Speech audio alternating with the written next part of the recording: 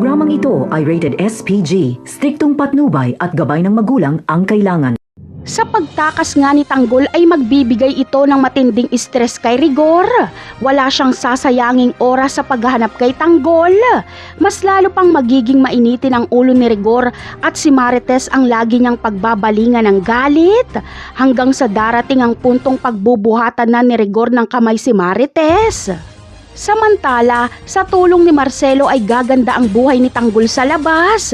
Maiisipan niyang pumunta ng San Dimas at ipagtatanong niya sa kanyang mga kaibigan kung kumusta na ang kanyang lola Tinding. Dito ay ikikwento nila kay Tanggol ang ginawang pagpapaputok ni Rigor kay Tinding na naging dahilan ng paglayas nila Tinding. Sa mga susunod na episode ay darating ang puntong makakaengkwentro ni Tanggol si Rigor. Sa pagkakataong ito ay big time na si Tanggol. Makikipagbakbakan si Tanggol kay Rigor. Hindi na siya magpapapigil pa. Dito ay matitikman ni Rigor ang unang pagkatalo kay Tanggol dahil tatamaan siya ni Tanggol. Ganti ito ni Tanggol sa ginawa ni Rigor kay Tinding. Napakarami pa nating dapat abangan sa mga susunod na episode. Paalam!